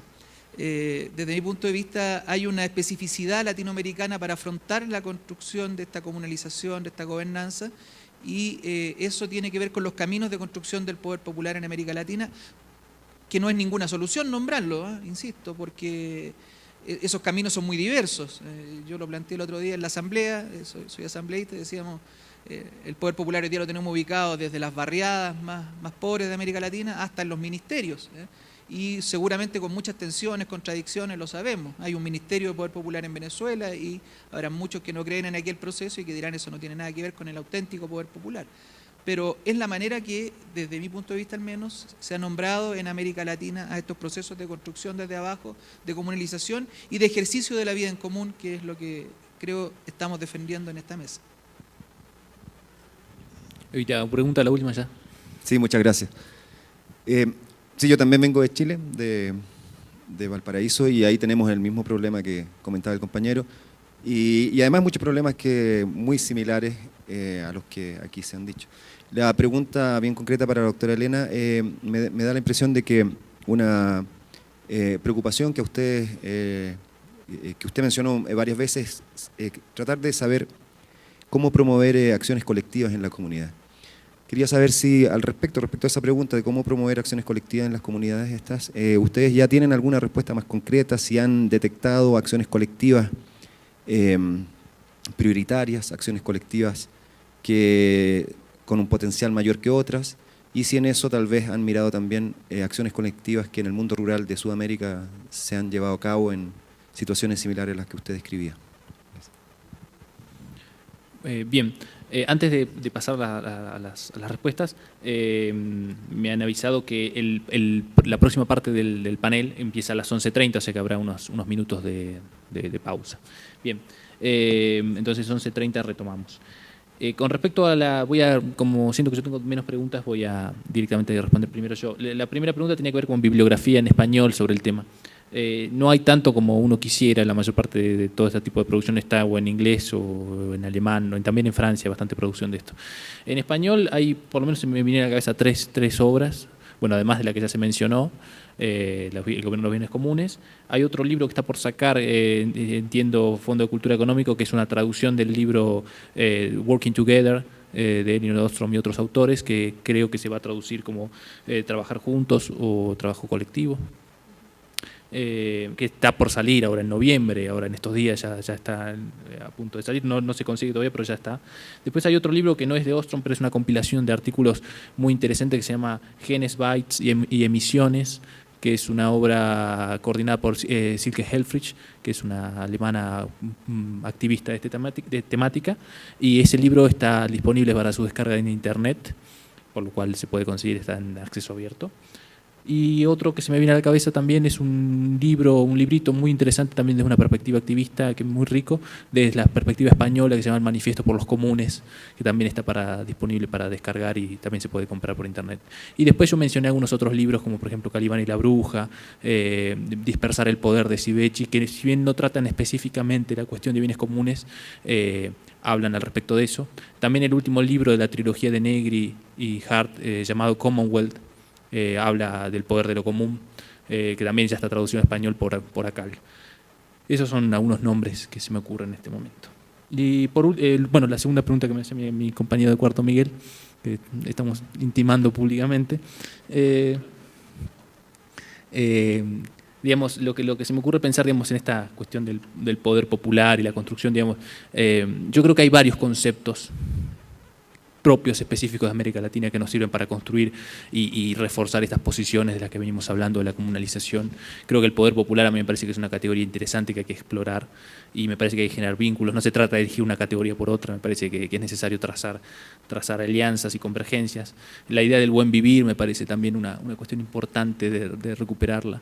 Y también me parece, en un marco más general, más político-teórico, me parece muy importante que la academia y los movimientos sociales asuman en este tiempo político una perspectiva crítica a los procesos que están ocurriendo en América Latina, tanto desde una crítica fuerte a los procesos neoliberales, pero también a los procesos neodesarrollistas. Yo vengo de Argentina y estamos en el conglomerado de países fuertemente neodesarrollistas, populistas, y los movimientos sociales en gran medida están alineados con esas políticas gubernamentales y se invisibiliza la destrucción que se está haciendo no solamente de los recursos naturales a partir de procesos extractivistas, sino también de las comunidades En Argentina, digamos, casi invisible, pero ocurre con frecuencia la persecución de campesinos, el movimiento, por ejemplo, el MOCAS, el movimiento campesino de Santiago del Estero, que ya tiene varios mártires asesinados por el tema de la ocupación de la tierra. A lo que voy es que todo este tipo de cosas, muchas veces en esta construcción de la narrativa de la nueva Latinoamérica o el socialismo del siglo XXI o todos estos relatos, están dejando de lado, digamos, me parece muchas veces una posición crítica que nos impide ver estos procesos que se están llevando a cabo en América Latina, donde, por ejemplo, me parece siempre un ejemplo válido traer la cuestión del IRSA, que es la infraestructura regional de integración de Sudamérica, impulsada por Brasil, que justamente está directamente alineada con los procesos destructivos de formas de vida y de las prácticas de comunalización. Si bien mi comentario no es muy alentador, lo que quiero decir es que me parece que tenemos que desde la academia tomar una posición crítica y dejar las posiciones por ahí superficiales en términos de que evidentemente en América Latina están pasando cosas muy interesantes a diferencia de en otras regiones del mundo, pero también aquí hay contradicciones y hay procesos que están fuertemente invisibilizados y que creo que es responsabilidad de los movimientos sociales y de una universidad comprometida con eso, y creo que retomo un poco lo que vos decías, me parece una preocupación que comparto, de cómo los instrumentos públicos también muchas veces no necesariamente son garantes de los intereses públicos. Entonces me parece que hay que prestar especial atención a eso. Te dejo la palabra. ¿Quieres contestar lo de la Universidad de Inversiones, ¿no? En términos de conocimiento? Bueno, creo que sí, está bien. Ella me decía la cuestión de la pregunta que hacía la compañera con respecto a los fondos de inversión ligados por parte de privados, esta articulación entre universidad pública y fondos privados.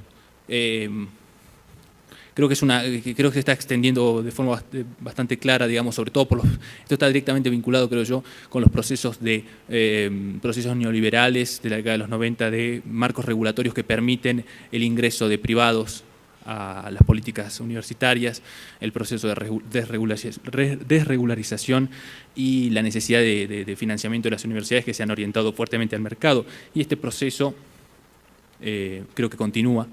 Y incluso ahora también apoyado por el Estado en su modelo neodesarrollista.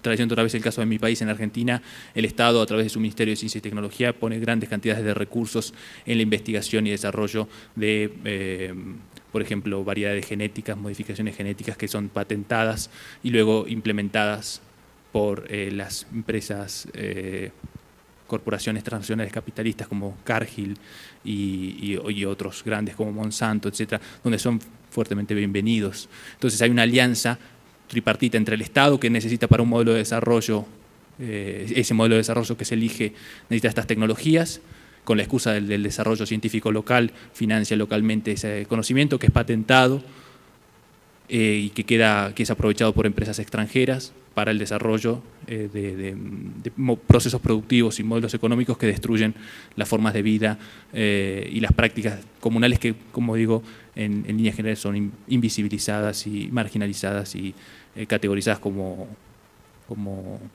subdesarrolladas. Entonces, es en particular una preocupación y no tengo muchas más soluciones que decir que me parece que hay que afilar el sentido crítico y señalarlo con más claridad. Y en este sentido, me parece que, volviendo a lo que yo planteaba al final de mi presentación, la necesidad de articular actores y la necesidad de generar una plataforma política que nos permita señalar esto desde la región, digamos. La América Latina no tiene una posición fuerte en este debate y yo creo que el concepto y la cosmovisión de los bienes comunes nos puede servir quizás como excusa para empezar a dialogar y marcar estas problemáticas. Que, como vemos, fíjense, en la exposición de Elena, vemos la tensión entre, por ejemplo, una de las tensiones que ella marcaba entre la privatización en los modelos de conservación, que puede ser privado, público, y la invisibilización de lo comunal, o, por ejemplo, en la cuestión de agraria, digamos, los agrobusiness, los agronegocios contra las prácticas comunales, o en el acceso abierto, digamos, el negocio de los mercados editoriales tradicionales contra el conocimiento científico que circula libremente. O sea, siempre hay esos antagonismos. Entonces, podemos hacer una convergencia desde este lado, digamos, de los que bregamos por otra cosa. Y creo que eso es lo que tenemos que construir. Sí, nada más para seguir en el camino que decía, ¿no, Franco? Yo creo que en todas las universidades hay esos parteaguas, ¿no? De por un lado, investigadores que sí aceptan el financiamiento privado, ¿no? De empresas privadas, y que no es la primera en la UNAM de Exxon. O sea, ha habido financiamientos muy fuertes en química, en biotecnología, que provienen de compañías privadas, ¿no? Entonces, y por otro lado, los que propugnamos universidades públicas con financiamiento público, ¿no? Precisamente para lo que tú decías, con independencia en sus resultados, ¿no? Sin embargo, esto lo hemos tratado, se han formado diferentes comisiones en la UNAM en términos de todos los programas de vinculación, y seguimos teniendo esos dos caminos, ¿no? Los unos que dicen vinculación, sí, pero era con empresas, y nosotros, no, nosotros hablábamos de vinculación comunitaria, ¿no? Y en términos de problemas reales sociales, ¿no? Entonces, no está para nada resuelta, y hay esos dos fuertes polos en la propia UNAM, y que no se resuelve fácilmente, ¿no? Y que seguirá habiendo la financiación a pesar de que se diga que se haga pública, y ellos dicen que siempre tienen independencia en sus resultados, y eso quién lo controla, ¿no? Entonces ahí sí, seguimos en esa polémica, ¿no? Ahora, con respecto a estas preguntas sobre si hay comunalidad y sigue habiendo en las comunidades indígenas esa comunalidad, o en que hay comunidades, digamos, que no tienen bienes comunes como tal, ¿no? Que sí tienen un acceso a nivel privado de sus tierras, y donde se puede pensar de la construcción de esa comunalidad o no. Yo creo que estamos en esos dos extremos, ¿no? Por un lado, no creo que haya una comunalidad per se en todas las comunidades indígenas, ¿no? Sino que lo que hemos visto en Chiapas, Oaxaca, que son, digamos, las estados donde hay un dominio de comunidades indígenas, y en las cuales podríamos hablar de una comunalidad, vemos que hay diferentes procesos, diferentes tipos de rupturas, y en las cuales muchas veces esa comunalidad ya está completamente rota, aunque haya bienes comunes, ¿sí? Y lo que podemos hacer es como reflexionar, a pesar de que haya pueblos sin bienes comunes, si podemos construir una comunalidad. Y yo creo que son dos procesos muy interesantes de seguir la pista. Ahora, hay trabajos, ¿no? Por ejemplo, de la India, que también tienen a veces estos problemas que nosotros, decir, bueno, son minifundistas, ¿no?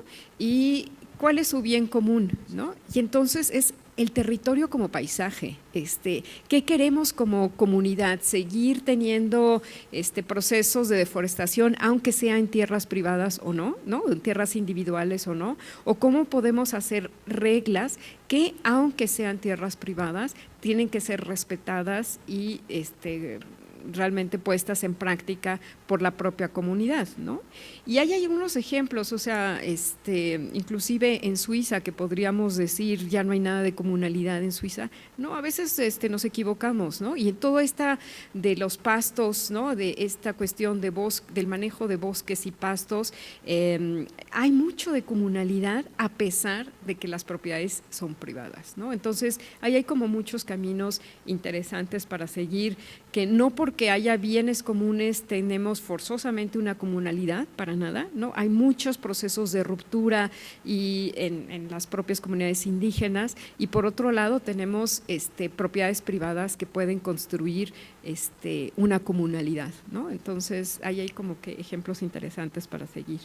Ahora, luego sobre sí, cómo generar acciones colectivas. Yo creo que hay muchas experiencias interesantes, ¿no? Desde cuestiones de Nicaragua, ¿no? En la parte de Huracán, o en toda esta área que han reportado como zonas de una gran reflexión con respecto a si se dejan entrar empresas camaroneras o no, si dejan entrar empresas forestales extranjeras o no, y que esto va provocando una reflexión interna del futuro de las propias, ¿no? pueblos o comunidades, ¿no? Y yo creo que es el inicio de todo proceso de acción colectiva, es un proceso de autorreflexión, ¿no? O sea, ¿en dónde nos situamos? ¿Dónde ha sido nuestra historia? ¿Quiénes han sido, ¿no?, los que han moldeado o configurado procesos históricos importantes en términos de una institucionalidad comunal o no? Y hacia dónde nos queremos ver, ¿no? Ese futuro, ¿qué queremos ser como pueblos o como comunidades? Y yo creo que entonces ahí tenemos unos grandes espectros de metodologías, de procesos de reflexión autocomunitaria y de procesos de autogestión, y en las cuales entonces podemos aprender mucho, ¿no? Franco ahorita lo decía, de todos los bolivianos, del buen vivir o no, ¿no? Donde ha habido ejemplos comunitarios interesantes, otros no tan interesantes, y donde caemos otra vez ahora en un comunalismo forzado, ¿no? Y en las cuales también hay fuertes tensiones y contradicciones en esos mismos términos, ¿no? De quién dirige, quién no dirige, por qué los quichuas o los aymaras sobre las tierras también de otro tipo de pueblos amazónicos, ¿no? Pero digamos, lo que es lo interesante de rescatar es todos esos procesos que van siendo reflexivos sobre cómo construir procesos de comunalidad ¿no?, tanto históricos, ¿no?, en el pasado y en el futuro, ¿no? Y entonces yo creo que ahí hay mucha literatura, ¿no? Nicaragua, Guatemala ha tenido procesos muy interesantes de toda esta cuestión de campesino a campesino, de indígena a indígena, de mujer a mujer, y en las cuales se han generado procesos y redes, ¿no?, muy interesantes. Y por otro lado, bueno, cuando solicitaron lo de bibliografía y eso, bueno, está la Asociación de Comunes, ¿no?, la IASP, y en las cuales, si ustedes ven a su página web, hay una gran cantidad de bibliografía, tienen revistas mismas donde se están publicando continuamente pequeños artículos, pero que nos dan una gran lección y además bibliografía interna, ¿no?, y además personas que podemos contactar de todas estas experiencias de comunes en todo el mundo, ¿no? Y entonces habría que consultarlo. Y lo que dije de Conavio es la Comisión Nacional de Uso y Conservación para la Biodiversidad, ¿no?, y en las cuales en su página web van a estar todas estas pláticas que hicimos el miércoles y que van a estar abiertas a partir de 1 o 2 semanas cuando se suba a la página web, ¿no? Bueno, creo que eso es por parte mía. Bueno, entonces en más o menos unos 20-25 minutos retomamos ya la segunda parte del coloquio, que está más orientada a la cuestión del conocimiento y el acceso abierto. Bueno, muchas gracias a todos por su participación.